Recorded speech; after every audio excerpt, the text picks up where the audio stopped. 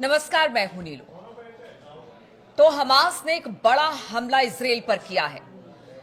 हम आपको बता दें कि लगातार इजराइल गजा पट्टी पर हमला करता रहा है। पिछले कुछ दिनों में हमने देखा कि कितने लोग गजा पट्टी में मारे गए, कितने फिलिस्तीनियों ने अपनी जान गंवाई, लेकिन अब इसका जवाब हमास ने दिया है।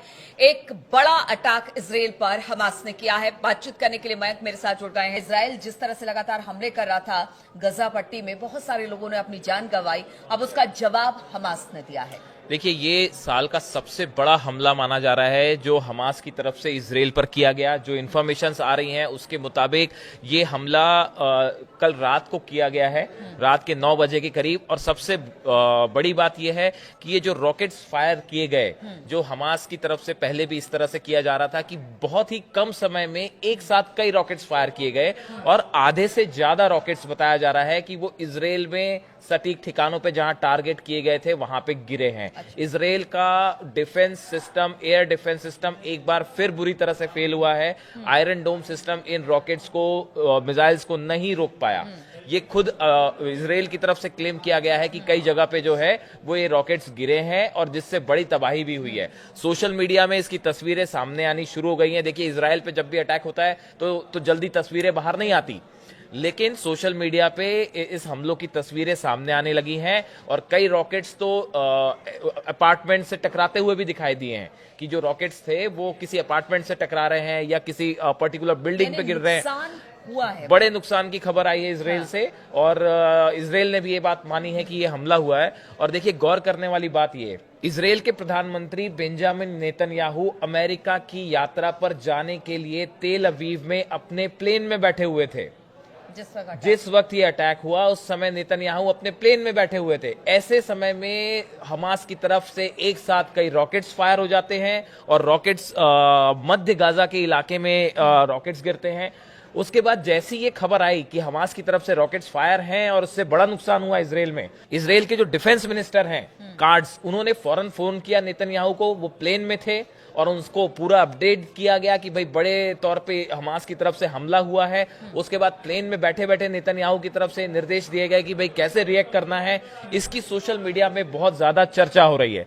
देखिए, कहा जा रहा है कि इजराइल के प्रधानमंत्री जो है नेतन्याहू अब ट्रंप से मिलने के बाद ये तय करेंगे कि अब गाजा का क्या किया जाए, अगला गाजा में क्या कदम होगा इजराइल का। लेकिन उसके बीच हमास का ये बड़ा हमला एक प्रकार से बहुत बड़ा मैसेज देता है कि भाई आप हमको कमजोर ना समझें और हम गजा खाली नहीं करेंगे और आखिरी सांस तक लड़ाई करेंगे, चाहे आप कितने ज्यादा शक्तिशाली क्यों ना हो।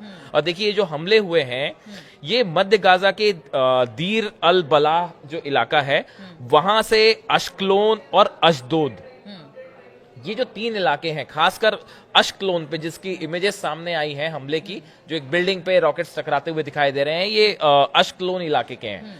देखिए, इस हमले से 2-3 चीजें जो हैं वो सामने आई हैं।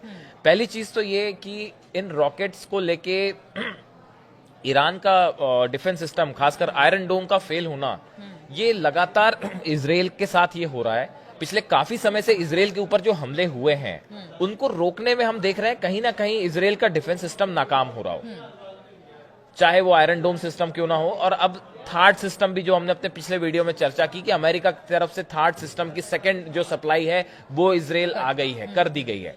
लेकिन आप देखिए कि अगर किसी तरह का युद्ध आगे होता है ईरान के साथ, तो उस वॉरफेयर में इजराइल की सुरक्षा के लिए डिफेंस सिस्टम बड़ा जरूरी था, एयर डिफेंस सिस्टम।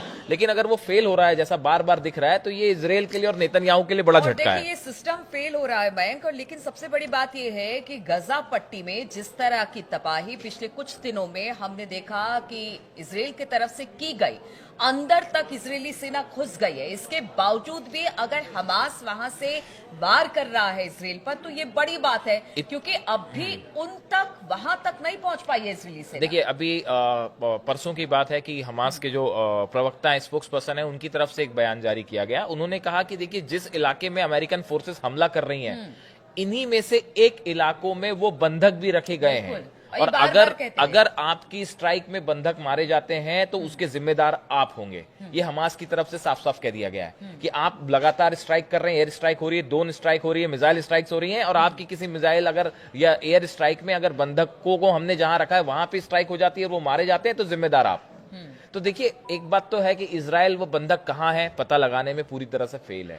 उसके बाद आपने ठीक कहा कि इतने हमलों के बाद भी जो अल कासिम ब्रिगेड है, हमास का जो यूनिट है, इसके पास देखिए ईरान की तरफ से भी इसमें कोई दो मत नहीं है कि ईरान की तरफ से भी जो है वो हथियार सप्लाई हो रहे हैं। भले अभी वो चैनल कुछ समय के लिए बाधित रहा, लेकिन इसका मतलब ये नहीं है कि हमास के हथियार खत्म हो गए हैं या उसके पास सप्लाई रुक गई है पूरी तौर पे। तो ये जो अटैक है, इससे 2-3 संदेश बड़े साफ हैं कि हमास की तरफ से कि हम झुकने वाले नहीं है। आप अमेरिका जाके चाहे कोई डील कराइए, अगर आप चाहते हैं कि फिलिस्तीनी खाली कर देंगे गजा को, तो ऐसा नहीं होने वाला। बंधकों को हम तभी छोड़ेंगे जब आप हमसे टॉक्स करेंगे।